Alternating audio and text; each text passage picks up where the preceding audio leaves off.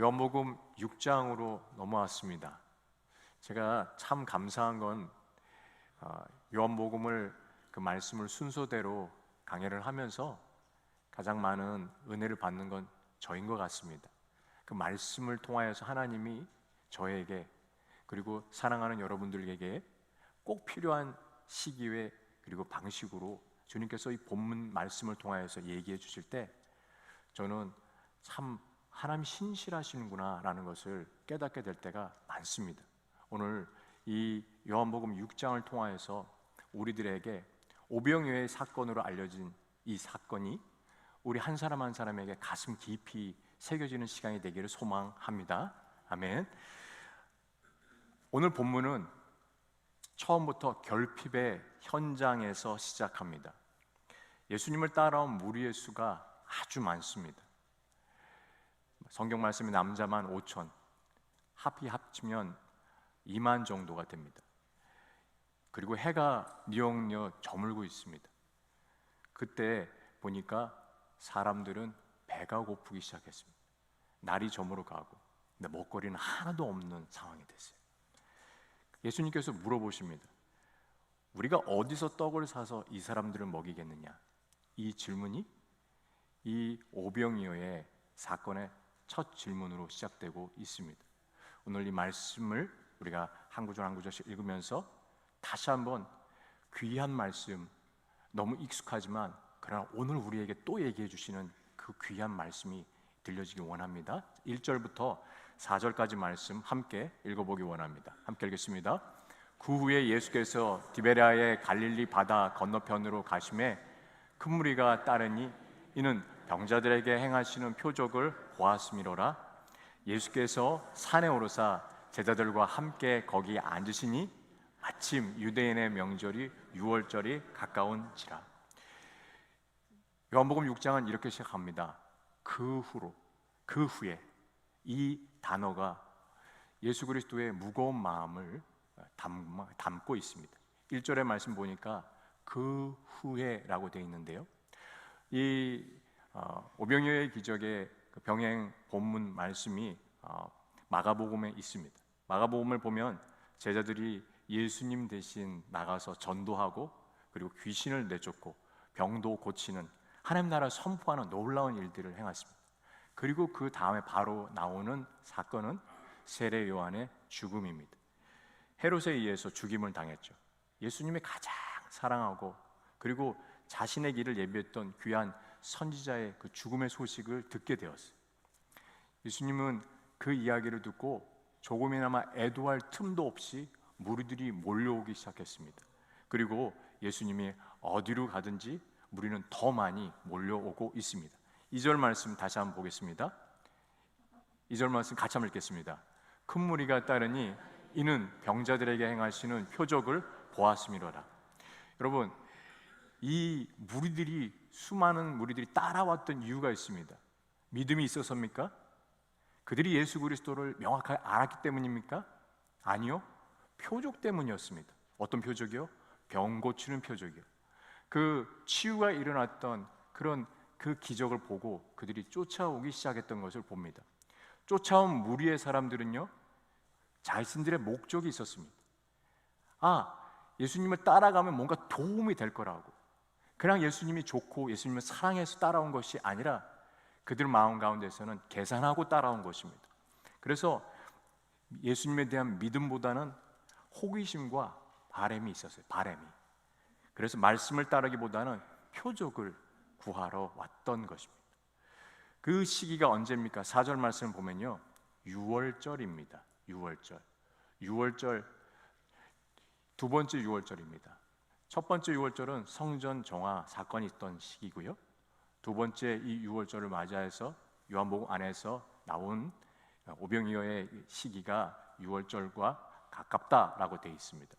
여러분, 유월절은 어떤 날입니까? 어린 양의 피를 통해서 죽음을 넘어간 날, 그래서 노예였던 이스라엘이 그 자유를 맛보게 된 첫 시작이 바로 유월절입니다. 바로 그 유월절을 앞두고 예수님은 광야, 다른 복음서에 보면 빈들이라고 되어 있습니다. 거기에 이 오병이어의 기적을 행하고 계신 것입니다. 이것은 단순한 배부름의 기적이 아니라 바로 예수님 자신이 떡으로 내어주실 예수님의 삶을 보여주고 있는 것입니다. 여러분, 그런데 그 쫓아왔던 수많은 무리의 그 사람들을 보고 여러분들이라면 어떠시겠어요? 나를 쫓아온 수많은 사람들이 있는데 나한테 이득 보려고 무엇인가 얻어가려고 오는, 하나도 순수한 마음이 없는 자들이 잔뜩 있는데 그들을 보고 예수님은 어떤 마음을 가지셨습니까? 예수님의 마음은 이 마가복음에 나와 있습니다. 6장 34절 말씀입니다. 저 여러분들이 함께 6장 34절 말씀을 읽기 원합니다. 함께 읽겠습니다. 예수께서 나오사 큰 무리를 보시고 그 목자 없는 양 같음으로 인하여 불쌍히 여기사 이에 여러 가지로 가르치시더라. 예수님이 목자 없는 양같이 그들을 어떻게 여기셨다고요? 불쌍히 여기셨다고요. 그들에 대한 긍휼함으로 이 오병이어의 사건이 일어나게 된 것을 보게 됩니다. 왜 그들에게 이렇게 그 기사와 이적 놀라운 표적의 사건을 일으키셨습니까? 그것은 바로 영혼에 대한 긍휼함으로 그 영혼들이 너무 불쌍하고 그 영혼들을 돕고자 하고 그 영혼들에 대한 사랑하는 마음으로 이 사역이 시작된 것을 보게 됩니다. 여러분, 우리가 누군가를 앞에 섬기시는 시간을 갖게 될 때가 있습니다. 우리가 누군가와 함께 봉사할 때가 있습니다. 그리고 주님께서 그 섬김과 봉사의 자리를 허락해 주실 때가 있습니다. 그때 가져야 되는 마음은 어떤 마음입니까? 긍휼한 마음입니다. 저에게 기도 제목이 있습니다. 매번 여러분들 앞에 쓸 때 주님, 그 긍휼의 마음을 놓지 않게 해주십시오. 여러분, 긍휼의 마음을 가지고 말씀을 전할 때 주님께서 역사하실 때가 참 많습니다. 제 마음에 그 긍휼함이 멈추지 않도록 꼭 기도해 주십시오. 그리고 여러분들 또한 사역을 하실 때, 섬기실 때, 그리고 교회에서 봉사하실 때 꼭 예수 그리스도의 그 긍휼함을 갖고 누군가를 섬기는 시간이 되기를 소망합니다. 여러분, 이 오병이어의 사건에는 세 가지 부류의 사람들이 나옵니다. 첫 번째, 빌립입니다. 빌립에 대한 이야기는 5절, 6절, 7절 말씀인데 어떤 사람을 대표하고 있냐? 계산하고 있는 사람을 대표하고 있습니다. 자, 5절, 6절, 7절 말씀 함께 저희가 읽어보기 원합니다. 함께 읽겠습니다. 예수께서 눈을 들어 큰 무리가 자기에게로 오는 것을 보시고 빌립에게 이르시되 우리가 어디서 떡을 사서 이 사람들을 먹이겠느냐 하시니, 이렇게 말씀하시면 친히 어떻게 해야 하실지를 아시고 빌립을 시험하고자 하심이라. 빌립이 대답하되 각 사람으로 조금씩 받게 할지라도 200데나리온의 떡이 부족하리이다. 날이 저물고 있습니다. 사람들은 굶주리고 있어요. 그리고 배에서 꼬르륵 하기 시작했습니다. 예수님은 무리를 보시고 제자들 중에서 빌립에게 질문하고 계십니다. 어디서 떡을 사서 이 사람들을 먹이겠느냐? 누가 먹이겠냐, 어떻게 먹이겠냐 하지 않으시고요, 뭐라고 말씀하셨습니까?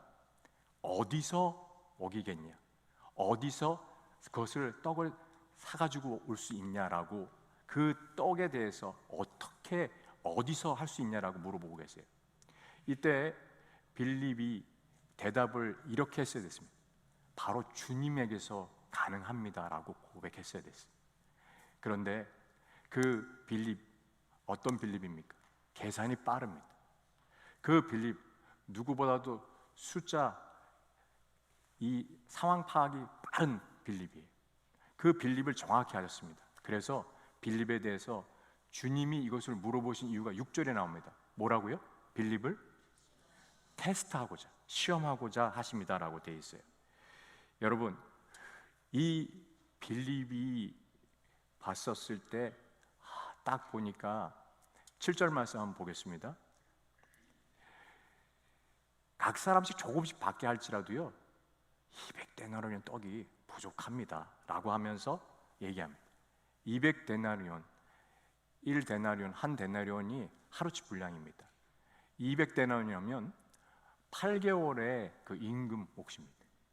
와, 그럼 굉장히 많은 돈을 가지고 그것을 살 때 그래도 그 음식 사가지고 먹여도 금방 떨어진다라고 하는 계산이 바로 나온 겁니다.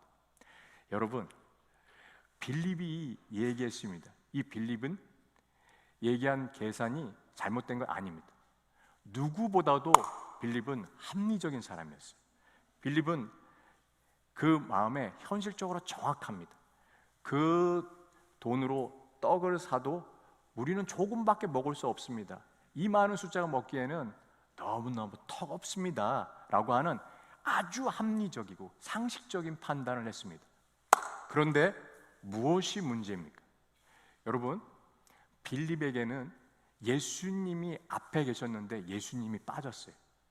빌립에게는 예수님에 대한 생각은 아무것도 없습니다. 빌립은 그 표적 사건을 그리고 예수님을 따라다니면서 정말 많이 보았을 것입니다. 예수님이 어떤 일을 행하셨는가 알았다고 생각했는데 결정적인 순간 딱 보니까 계산해 보니까 이거 답이 안 나오는데 이거 200대는 그거 해도 금방 떨어집니다 라고 하면서 안 됩니다. 돈 없습니다. 저희는 할 수 없습니다 라고 하면서 안 돼를 연속적으로 외치고 있는 것을 보게 됩니다. 여러분, 근데 이 모습이 낯설지 않은 것 같아요. 우리 모습 같아요. 우리가 살아가는 태도 같아요. 기도하기 전에 계산부터 먼저 합니다. 하나님 바라보기 전에 현실부터 판단합니다. 주님, 이거 안 됩니다. 주님, 이거 부족합니다. 우리가 합리적인 것을 중시하기에 그래서 가장 중요한 믿음을 놓쳐버릴 때가 있어요. 여러분, 믿음은 계산으로 되어지지 않습니다. 믿음은 조건이 맞을 때 생기는 것이 아니라 믿음은 주님을 바라보고 하나님을 바라볼 때 그 믿음이 생기게 되는 것을 보게 됩니다. 여러분, 이전에 봤던 그 표적들의 수많은 사건들이 빌립에게 보였었지만 결정적일 때는 자기의 계산하는 모습이 나타나게 되는 것을 보게 됩니다. 여러분, 우리 또한 빌립처럼 혹시 빌립의 그 삶을 살고 있진 않습니까? 주님이 계산하고 있는 빌립에 대해서 훈계하거나 화내지 않으셨습니다.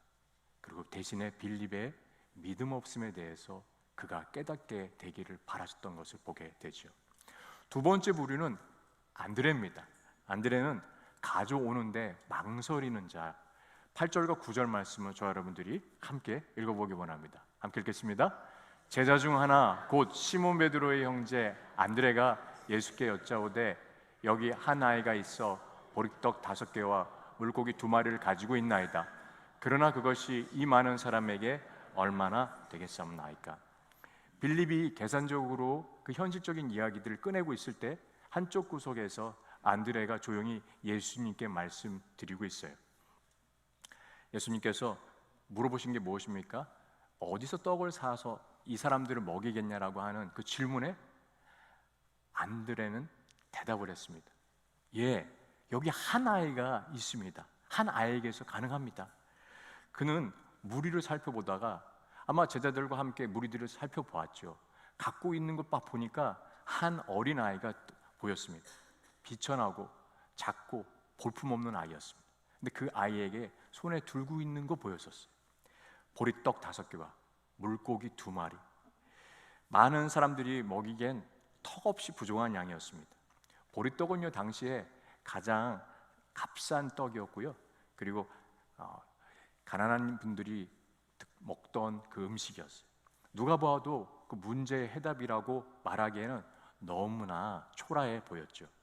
그런데 안드레는 없는 것만 보이지는 않았습니다. 이거라도 있습니다라고 하면서 안드레는 현실을 보았고 현실을 알았지만 그래서 이렇게 말합니다. 근데 이게 이 많은 사람들에게 얼마나 되겠사옵나이까 라고 얘기하고 있어요. 현실을 아는 사람의 정직한 고백입니다. 부족함을 인정하면서도 그 부족함을 안고 주님께 앞에 나가고자 한 사람이죠. 그때 예수님께서 마태복음 말씀에 이렇게 얘기하고 계십니다. 예수님께서 이렇게 말씀하세요. 14장 18절 말씀입니다. 함께 읽겠습니다. 이르시되 그것을 내게 가져오라 하시고, 여러분 이 한마디 안드레는 더 이상 그것을 붙잡지 않고 변명하지 않고 그리고 다른 얘기하지 않고 예수님께 드립니다. 여러분 여기 중요한 차이가 있습니다. 빌립은 계산하고 멈춰버립니다. 그러나 안드레는 부족함을 알지만 주님께 나아갑니다. 안드레의 믿음은 온전한 믿음은 사실 아닙니다. 그에게 망설임이 있습니다. 이게 무슨 소용이 있을까라고 하는 그 마음이 있는 것입니다. 그는 멈추지는 않고 주님께 올려드리면서도 손이 사실 떨고 있습니다. 이게 도움이 될까? 여러분 여기 이 떠는 모습 보니까 우리 모습 같지 않습니까? 왔다 갔다 하는 믿음과 불신 사이에서 있는 모습, 고민하면서 내어드리지만 그러나 이게 얼마나 할까라고 하는 불신의 마음 또한 한쪽 구석에 있습니다. 여러분 이것이 그런데 신앙의 시작입니다. 완벽한 믿음이 아니라 순종과 맡김을 조금씩 배워가고 있는 것입니다. 여러분 우리는 자주 이렇게 말합니다. 할 수 있는 것이 자꾸 보잘것없습니다. 이것으로 가능할까요? 그러나 주님은 우리에게 오늘도 묻고 계십니다. 지금 너의 손에 있는 것이 무엇이냐?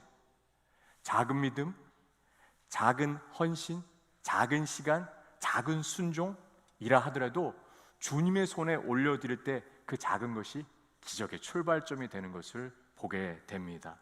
여러분 그래서 안드레처럼 부족함을 안고서도 주님 앞에 나아갈 때 그 작은 순종을 통하여서 기적의 통로로 사용하시는 모습, 안드레의 모습이 참 또 우리들의 모습과 비슷하다라고 생각했을 때 주님이 정말 우리에게 보여주고 싶어하는 그 세 번째 부류는 바로 전적인 헌신을 했던 한 어린 아이의 모습입니다. 9절 말씀을 보면요, 제가 이 9절 말씀을 짧게 한번 다시 한번 보겠습니다. 읽어드리겠습니다. 한 아이가 있습니다. 보리떡 5개 그리고 물고기 2마리 가지고 있습니다. 여러분 오병이어의 이야기 속에 이 이름도 알려지지 않고 그리고 나이도 모르고 주소도 모르고 그리고 말 한마디도 했다고 그 기록에 나와 있지 않은 이 어린 아이의 그 모습이 나오고 있습니다. 성경은 이 아이를 이렇게 말합니다. 한 아이가 있어 보리떡 5개와 물고기 2마리를 가지고 있는 아이. 이 아이는 계산하지 않았습니다. 다만 자신 있는 것을 내어놓았습니다. 여러분 이 아이의 오병이어는 작은 것이 아니라 아이에게는 전부였습니다. 여러분 이 아이가 떡 5개 중에 2개 챙기고 3개 내놨습니까? 아니요, 가지고 있는 전부를 내놨습니다. 생각해 보십시오. 한번 상상해 보십시오. 그 무리들 가운데 수많은 사람들, 남자만 5천 명인데 그 사람들이 거기 그 자리 가운데 자신들은 한쪽 구석에 떡, 한쪽 구석에 생선이 없었을까요? 저는 있었을 거라고 생각합니다. 가지고 있었어요. 그 누군가, 아니 그 아이가 내어놓는데 다른 한편의 어른들은 그 손을 꽉 붙잡고 안 보여주려고 더 숙이고 있습니다. 이 떡이 부스라기로 떨어질까 들킬까 감추고 싶은 그 모습이 있을 때 한 아이는 전적으로 그것을 주님 앞에 드렸습니다. 여러분 우리가 이 비겁한, 어쩌면 이렇게 얘기하고 있는 그 다른 무리들에 있는 사람들을 욕할 수 있지만 가만히 들여다보면 그 모습 또한 저희들의 모습과 참 같다고 생각이 들어요. 막 계산합니다. 이해타산을 합니다. 이건 내 몫이야. 이거 어떻게 다음 상황이 될지 모르는데 어떻게 이걸 다 내나? 안 돼. 그러면서 계속 갖고 있는 것이죠. 여러분 아이는 계산하지 않고 결과를 따지지 않고 그리고 필요하시다, 주님이 필요하시다는 그 말씀에 그냥 내어놓았습니다. 혹시 그 기쁨 아세요? 내가 주님께 쓰임받는다는 기쁨? 내가 주님 앞에 헌신했던 그 모습, 그리고 내가 주님 앞에 내려놨던 그 시간, 재정, 그 노력이 주님께 쓰셔서 누군가에게 복음이 전해지고 주님의 사랑이 전해질 수 있는 도구가 된다라고 했을 때, 여러분, 그 기쁨은 세상의 무엇과 바꿀 수가 없습니다. 목회를 하면서 참 조금 더 그러니까 이득이 되고 더 제 거 챙길 수 있는 그런 일들을, 그런 모습들이 더 잊지 못하고 때로는 바보 같다는 생각이 들 때가 있는데, 왜 이 목회 안 하면 너무 기뻐요. 그냥 누군가 예수님을 알아가고요, 그리고 성도님들이 예수님 만나서 너무 행복하다고 말씀하면, 그리고 교회에 나와서 이전보다 더 깊이 주님을 알아가서 너무 행복합니다라고 말씀드리면 그렇게 기쁘고 그렇게 행복한 거예요. 여러분, 그래서 봉사의 기쁨은 정말 주님께 주신 특권입니다. 의무감으로 하는 무거운 짐이 아니라 세상이 바꿀 수 없는, 우리 찬양하고 성가대도 마찬가지 아니겠습니까? 세상이 줄 수 없는 그 기쁨을 알기에 이 자리에 몸이 아프신데도 막 연습하러 나오신 성도님들 뵐 때마다 정말 감사해요. 고맙습니다. 그리고 그 기쁨을 아시기에 그 일들이 있다고 저는 생각이 듭니다. 여러분, 어린아이의 그 모습, 계산하지 않고 따지지 않고 자기의 가진 것을 다 내어놓는 모습, 내 것이 쓰였구나, 주님이 받으셨구나.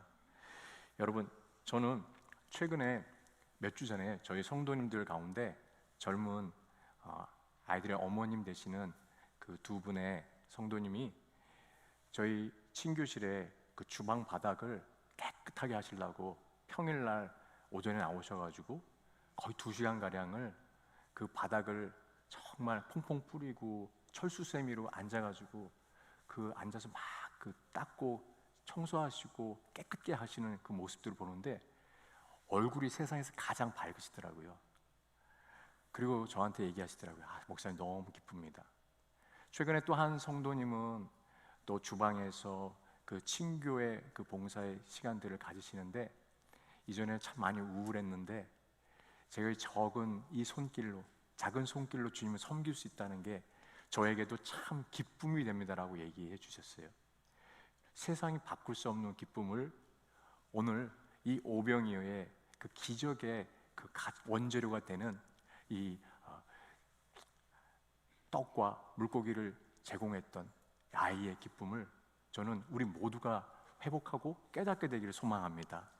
그리고 그 깨닫게 되는 성도님들이 많고 보이지 않는 곳에 섬겨주시는 그 손길들이 얼마나 감사한지요. 그래서 우리가 이 말씀 다시 한번 10절과 13절 말씀 함께 다시 한번 읽어보기 원합니다. 같이 한번 10절부터 13절 말씀 함께 읽겠습니다. 예수께서 이르시되 이 사람들로 앉게 하라 하시니 5,000명쯤 되더라. 예수께서 떡을 가져 축사하신 후에 앉아있는 자들에게 나눠주시고 물고기도 그렇게 그들의 원대로 주시니라. 그들이 배부른 후에 예수께서 제자들에게 이르시되 남은 조각을 거두고 버리는 것이 없게 하라 하시므로 이에 거두니 보리떡 5개를 먹고 남은 조각이 12바구니에 찼더라.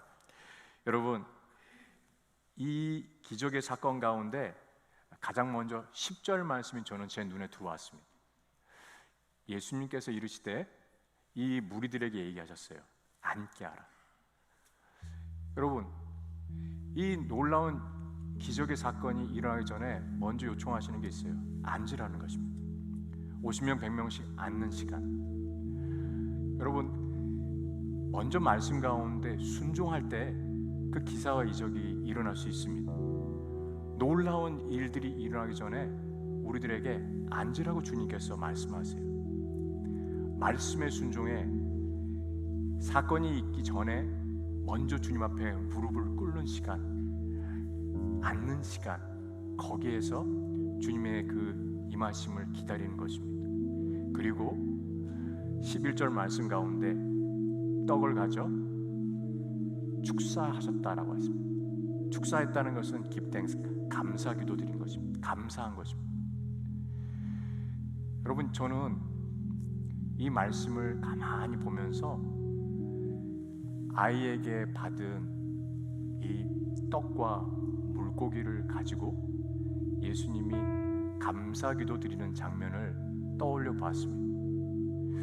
그리고 이 말씀 가운데 다른 병행 본문인 마가복음 6장에 뭐라고 되어 있냐면 하늘을 우러러 축사하셨다라고 되어 있습니다. 감사의 대상은 주님이십니다.